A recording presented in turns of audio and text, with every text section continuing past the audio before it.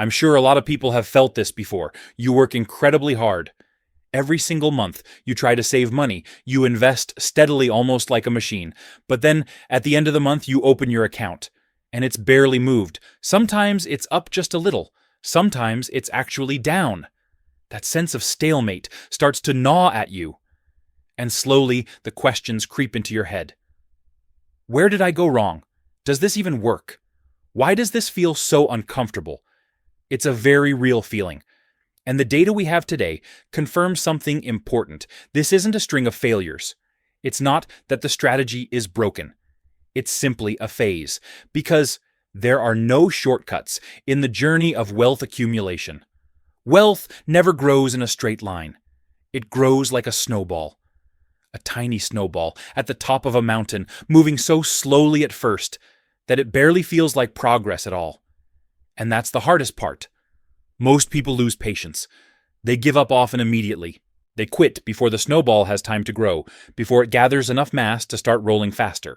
So today, I want to break this down clearly. We're going to look at 3 critical tipping points. 3 milestones where the rules of the financial game quietly change. At each one, the role of the investor shifts, and the role of money itself begins to reverse. We'll look at the math, but more importantly, we'll unpack the psychological shift behind each stage. Let's start with the first trap, what's often called the $100,000 trap. It sounds impressive, and in a strange way it is. You're disciplined. You invest $500 every month, and then at the end of the month you open your account. It's gone up by $20, maybe $30, and that feeling hits hard. Because this isn't just about the numbers, it hits your psyche. Your brain expects effort and reward to move together. Input and output out.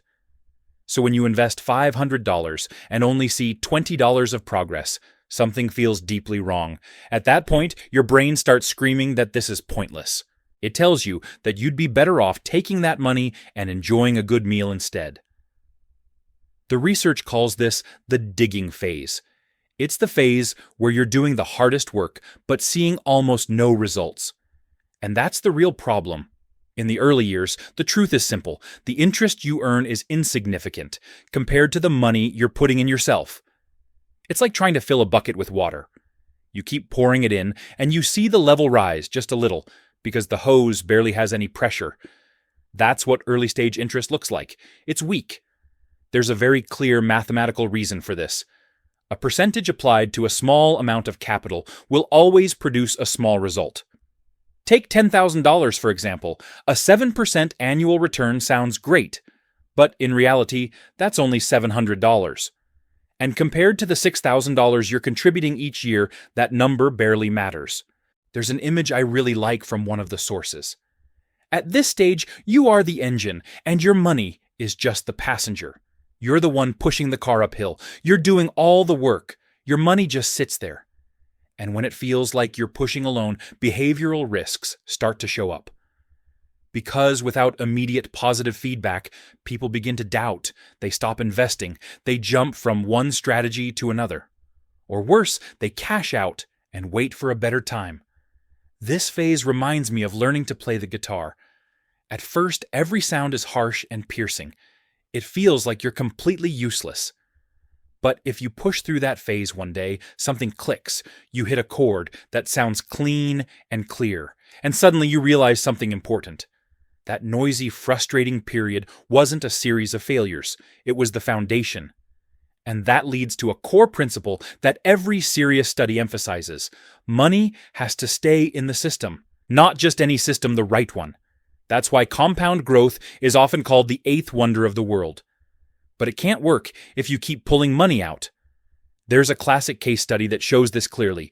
2 investors, James and Alex. They start in exactly the same place. But when the market drops, Alex panics. He pauses. He steps aside. James does the opposite. He stays disciplined and keeps buying every single month. As a result, he accumulates more shares at lower prices during the downturn. So when the market recovers, or even takes off, James reaches $100,000 months earlier than Alex. In some cases, even a full year earlier. The lesson is simple but powerful. Consistency matters more than trying to predict the market. Time in the market is far more important than timing the market. So the real question becomes this: how do you survive this difficult stretch? Because 8 years can feel like a very long time. And there's a specific number that explains why. Having a clear target makes all the difference. The numbers lay this out very clearly. If you invest $500 a month and earn an average return of 7% a year, it takes about 7 years and 9 months to reach your first $100,000. 7 years and 9 months. And what's remarkable isn't just the time. Inside that $100,000, about $46,500 comes from your own contributions. The other $53,500 comes from interest. That's the moment the scales begin to tip. For the first time, the money your portfolio generates exceeds the sweat you personally put in. This is when people finally feel it. The so-called miracle of compounding. You can imagine opening the app and seeing your account up $500 without having added a single dollar that month. And suddenly it's no longer just money, it's proof. Proof that the system actually works. It's not a theory anymore. This moment triggers a powerful psychological shift. It strengthens trust, and the research offers a perspective that feels counterintuitive, but deeply important. Reaching $100,000 does not mean you're 10% of the way to becoming a millionaire. Not psychologically, and not in terms of effort. In reality, you've already completed the hardest part. The data shows that going from $100,000 to $200,000 takes about 5 more years. That's significantly shorter than the nearly 8 years it took to reach the first $100,000. This is the clearest demonstration of acceleration. The snowball is no longer just being pushed. It's starting to move on its own. And once it does, the question changes. Where does it take you next? What's the second tipping point? If the first milestone was a psychological battle, the second is where the numbers on the screen begin to change your real life. The research points to a surprisingly specific figure, $650,000. Why that number? And what does it actually mean? The reason this number matters is simple. The math is very real. With an average return of around 8% a year, a $650,000 portfolio can generate roughly $52,000 a year in passive income. That's $52,000 every year. The data here is based on the United States, where the average household income is about $78,000. So $52,000 is no small number. It's enough to cover major expenses like housing or childcare. And this principle applies anywhere. Imagine your investment portfolio earning enough each year to pay the rent on a good apartment in the city center for the entire year. That's when freedom starts to feel real. This connects directly to another definition the research highlights.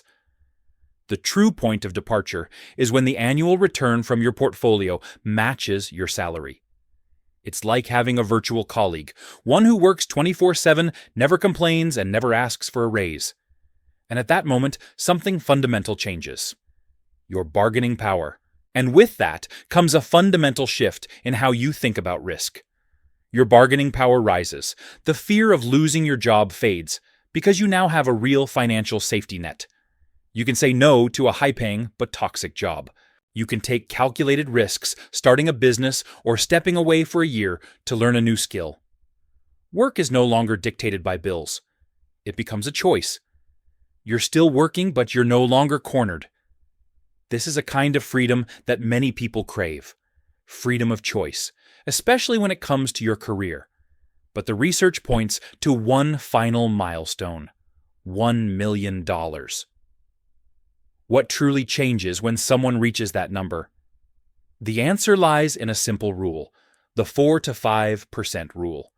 With $1 million in income-producing assets, you can withdraw about 4 to 5% a year. That's roughly $40,000 to $50,000 to live on. At this stage, you can live off your assets without touching the original capital. In fact, the capital can continue to grow. This is the real definition of freedom. You no longer need money from work to survive. This is true financial independence. But the biggest shift here is psychological. It's very different from what most people imagine wealth feels like. It's not the thrill of being rich. It's something quieter, a sense of confirmation. The realization that this system, this game, actually works. That if someone is disciplined enough to follow it long enough, the outcome becomes almost inevitable. For many people, this is a massive psychological unlock. Because once you reach this point, your options begin to expand. You can become an angel investor. You can buy rental real estate without constantly worrying about cash flow. The fear of financial disaster nearly disappears. You're no longer playing to win at all costs. You're playing not to lose. And here's one of the most interesting findings. After the first $1 million, the journey doesn't slow down. It speeds up. The next million often comes much faster to go from 1 million to 2 million than it ever was to reach the first. At this point, you don't need to add more money. You simply need your portfolio to double through compounding. Historically, that can happen in 7 to 15 years. And during that time, you don't have to contribute anything new. The machine is now large enough and self-sustaining. The goal is no longer maximizing returns. It becomes about preserving capital and letting scale do the work. Looking back, this journey has clear turning points.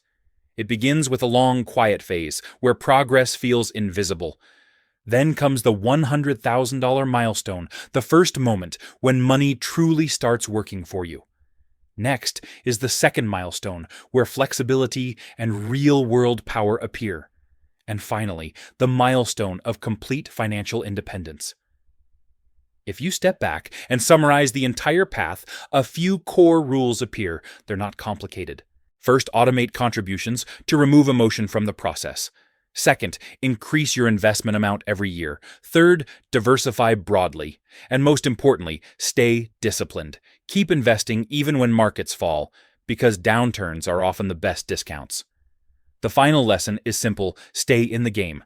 Most people don't actually fail. They quit too early, just before the curve begins to rise. To close, I want to leave you with a thought-provoking question. It's based on a deep idea from research on metacognitive change, a mental shift that happens when the money war is finally over. When money is no longer the main problem, what new challenges begin to appear? The literature points to an unexpected tension. When one person's worries start to look like luxuries to someone else, the focus quietly shifts, away from accumulating wealth, and toward building legacy and searching for purpose. At this stage, the challenge is no longer how to get richer. It becomes something far more subtle. How do you stay awake? How do you stay connected? How do you preserve meaning? These questions, more than money, are what begin to shape the next phase of life and choice.